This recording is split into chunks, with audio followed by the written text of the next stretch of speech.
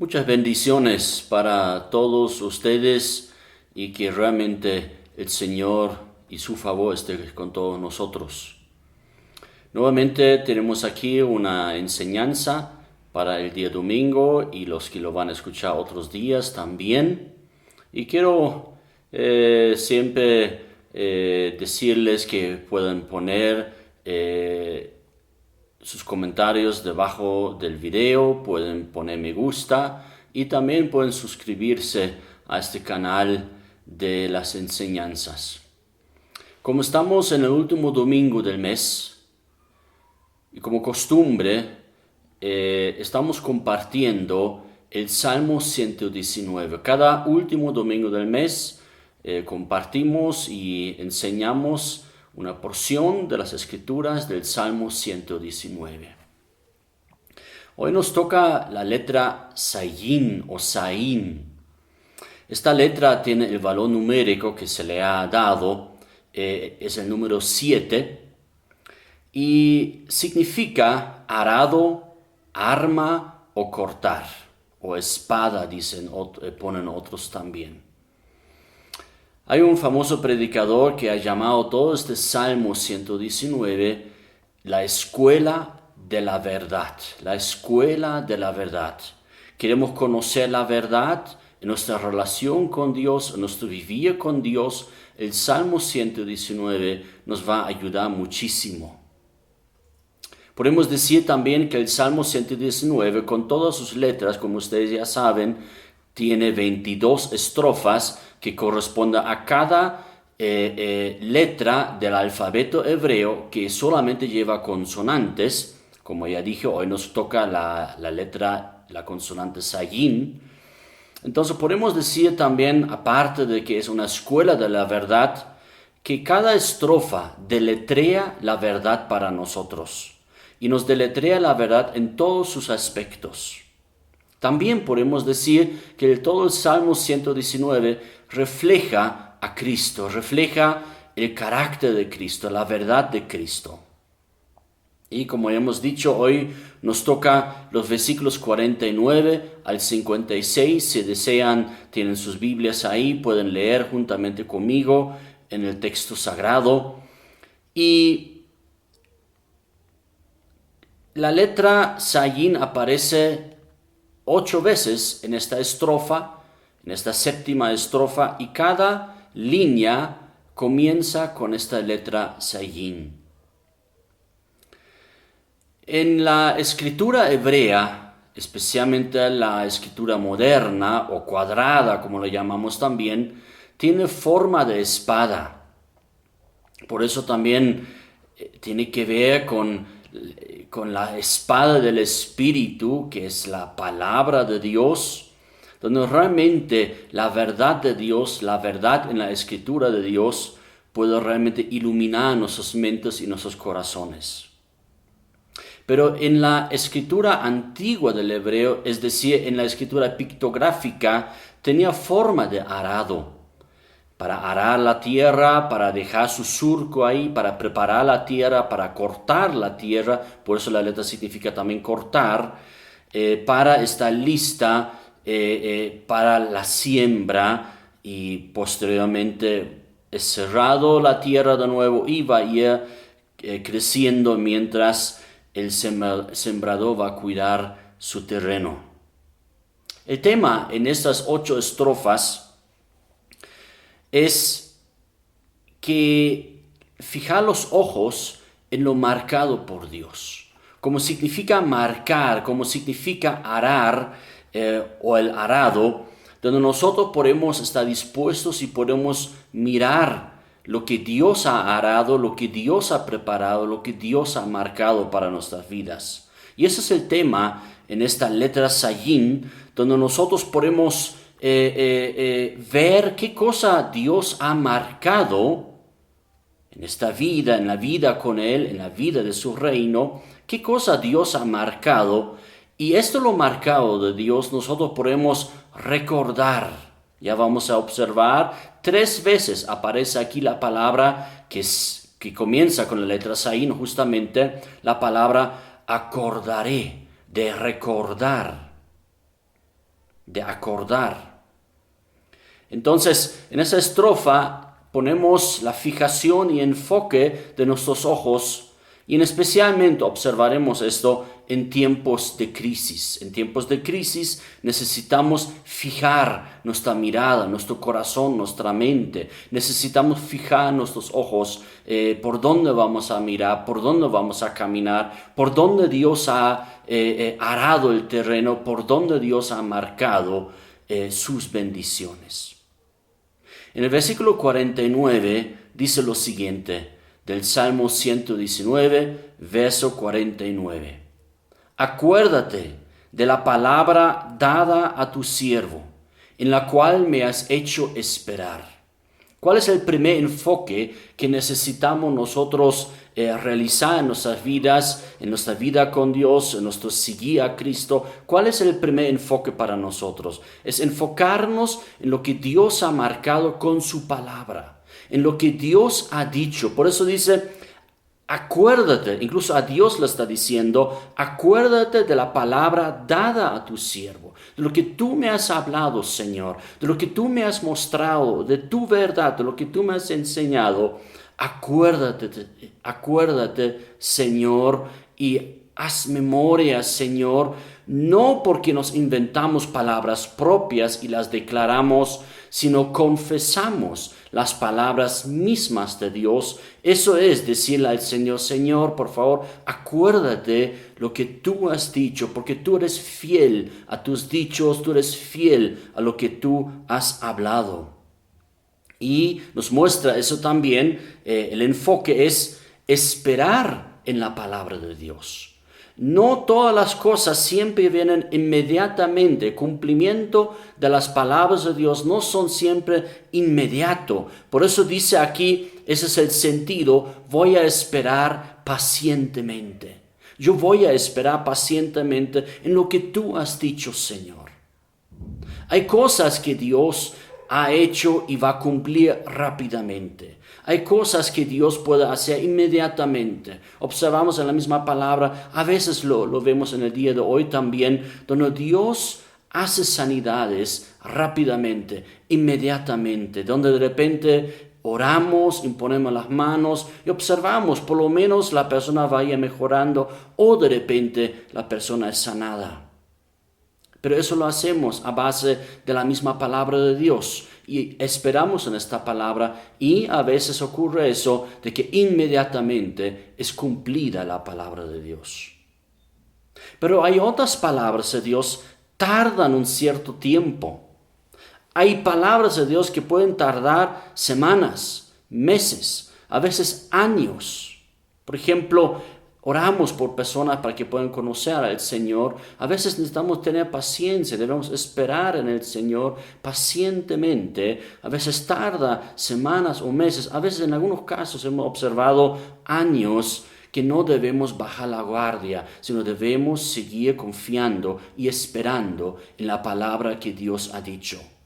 A veces pedimos por el favor de Dios en el área de nuestro trabajo, donde nosotros también buscamos, obviamente, pero también oramos. Y a veces tarda un cierto tiempo. No siempre es inmediatamente, ¿verdad? Sino tarda unas semanas, a veces meses, o a veces oramos también por un cambio de trabajo que puede darse de repente en años a veces. O para un ministerio. Yo sé que hay personas oran por un ministerio, oran para que sean usados por el Señor. A veces hay que esperar, tal vez no meses, sino más bien años, porque Dios va a ir formando nuestro carácter, Dios va a ir formando nuestras vidas. Y hay palabras de Dios que se cumplen no rápidamente, ni en meses o años, sino tardan las palabras, no tardan específicamente, pero así lo decimos, tardan cientos de años. Hay palabras de Dios que tardan miles de años. No sé si podemos imaginarnos eso. Nosotros vivimos una cultura donde todo queremos rápido. Imagínense, hay palabras en las Escrituras que se cumplieron o que todavía van a cumplirse, que tardan cientos de años, que tardan miles de años.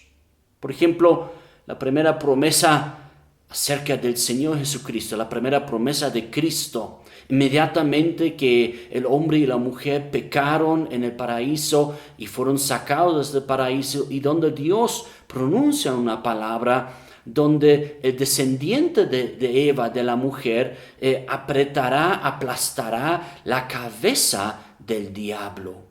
¿Cuánto ha tardado para que se cumpla esa palabra de Dios? Miles de años.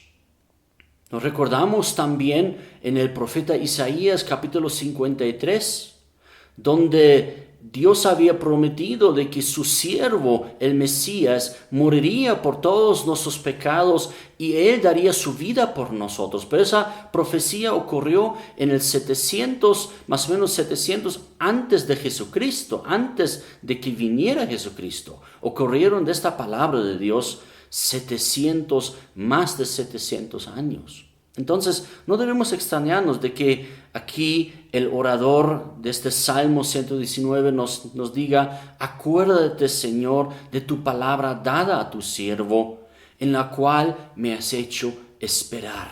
Debemos esperar. No todas las palabras de Dios, o tal vez la menor parte de las palabras de Dios, se cumplen inmediatamente.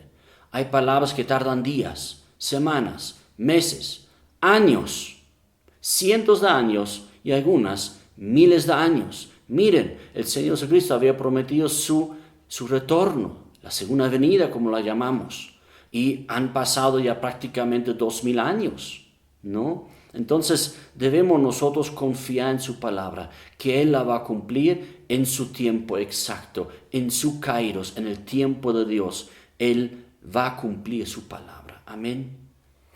En el versículo 50 dice: ella es mi consuelo. La palabra de Dios es mi consuelo en mi aflicción. Por eso dije, justamente necesitamos enfocarnos en tiempos difíciles, en tiempos de depresión, en tiempos de aflicción. Debemos nosotros enfocarnos en la palabra de Dios, porque dice aquí en el verso 50, porque ella es mi consuelo en mi depresión, en mi aflicción.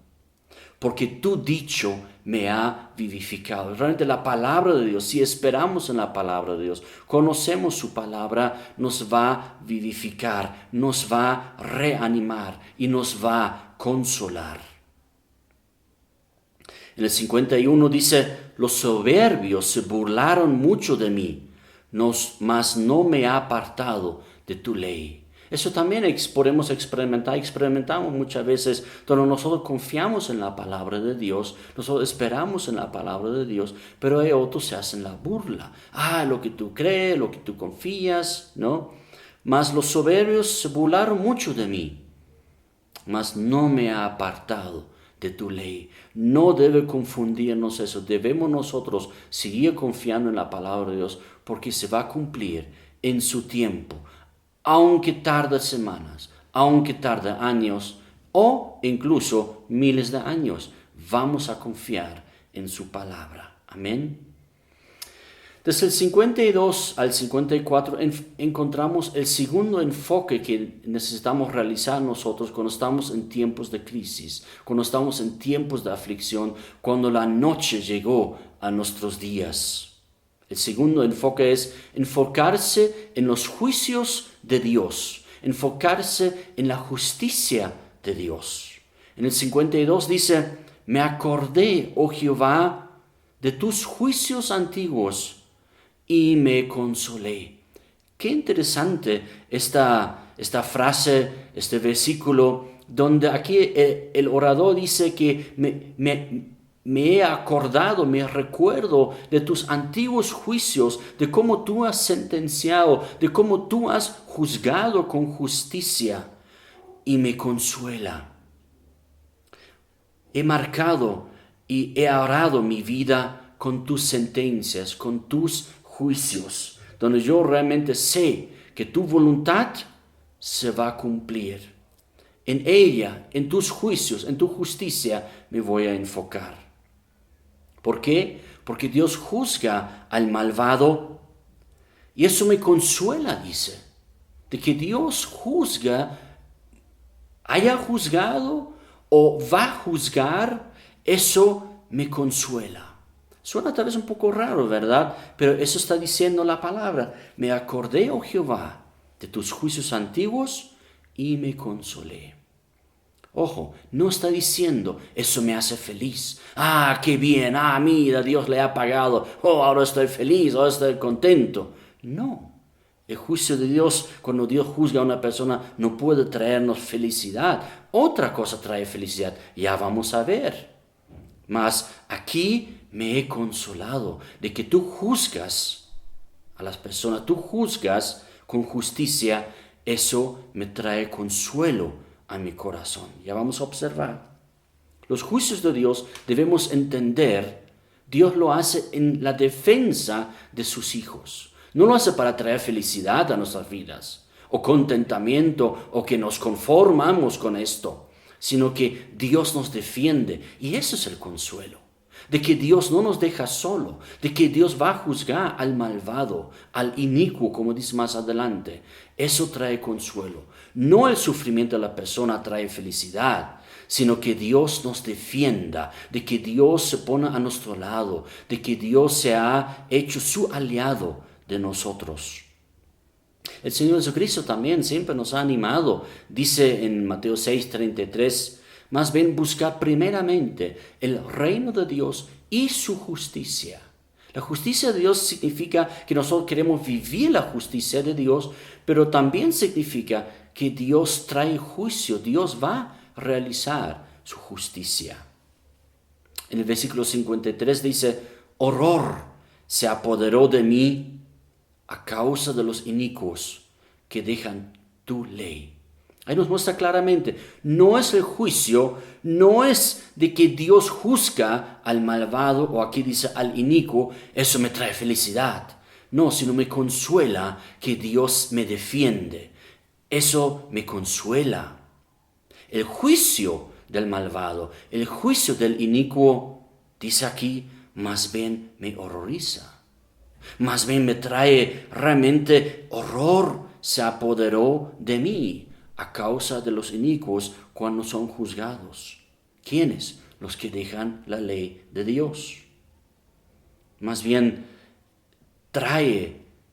me he horrorizado, dice acá, es que trae un temor a Dios.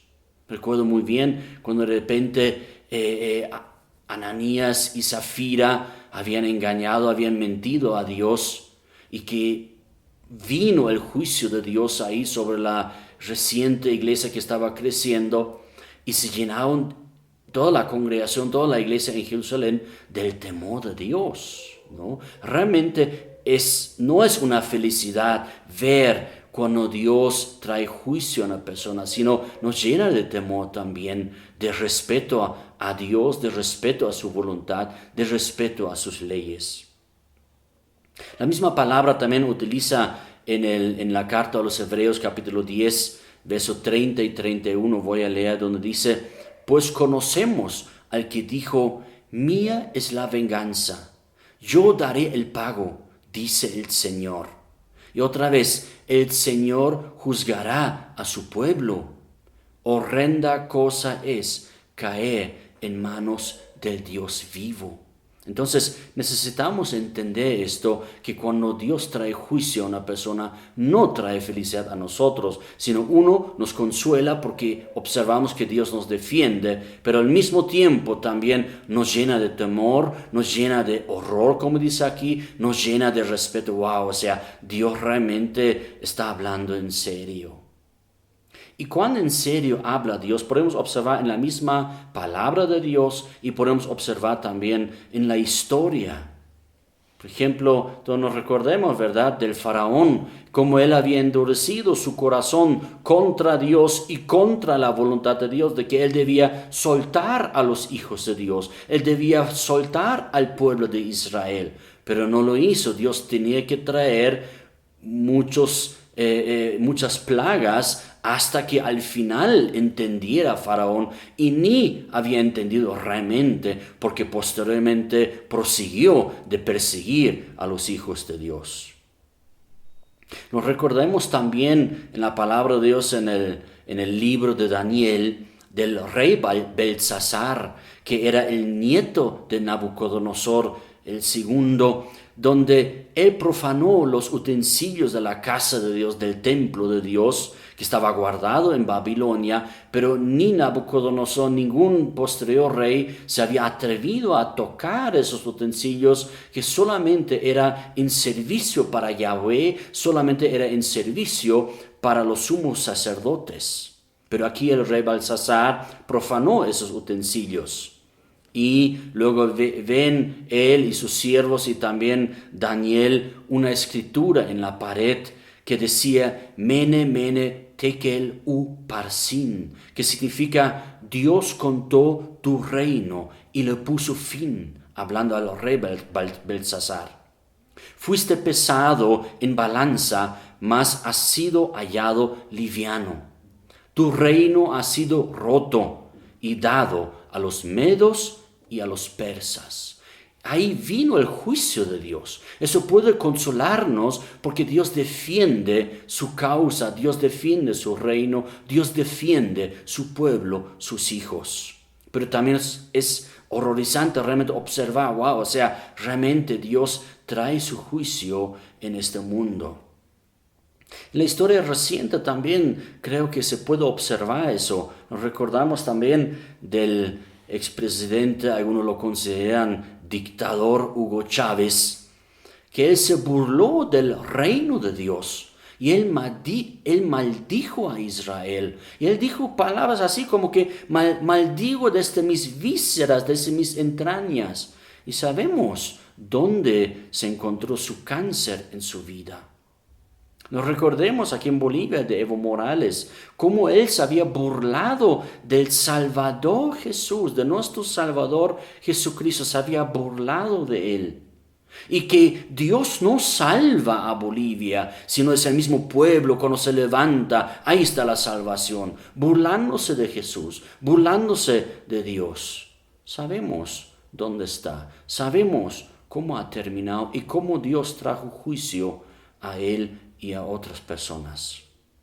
Y muy recientemente, en todo eso lo que está ocurriendo con el coronavirus, el gobernador de Nueva York, su nombre Andrew Cuomo, que observaron de repente una cierta mejora en el proceder de lo que estaba disminuyendo la cantidad de los contagiados con COVID-19.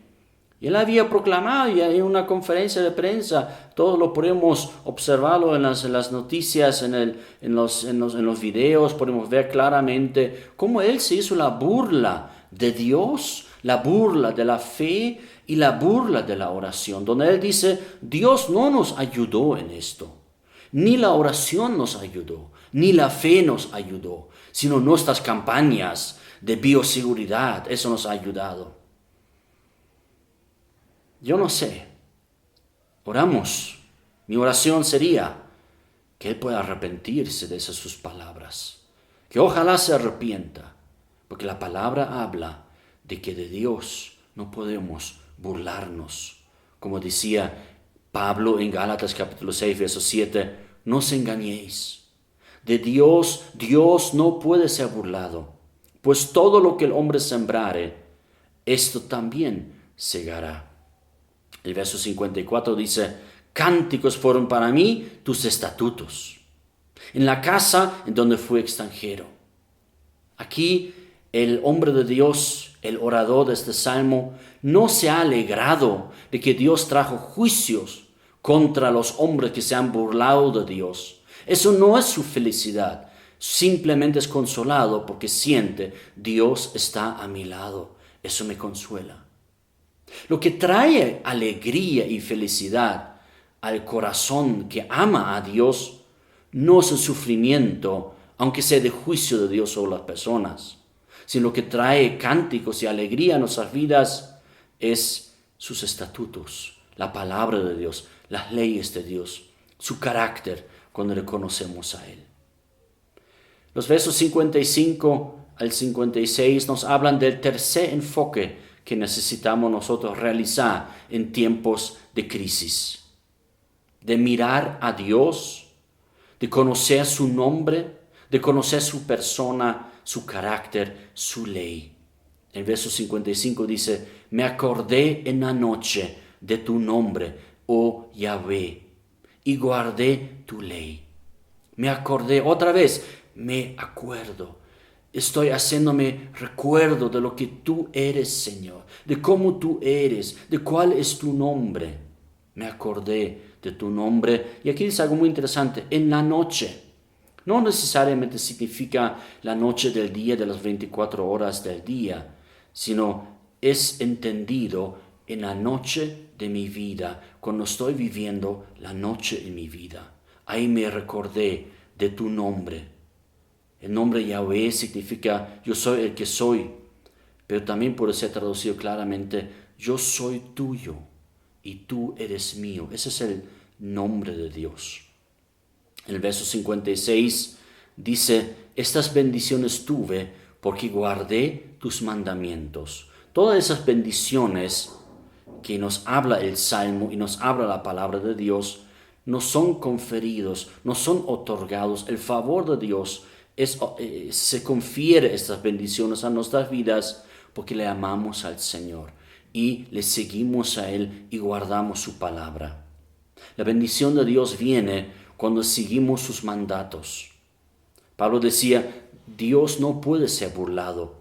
Lo que siembras, lo cosecharás.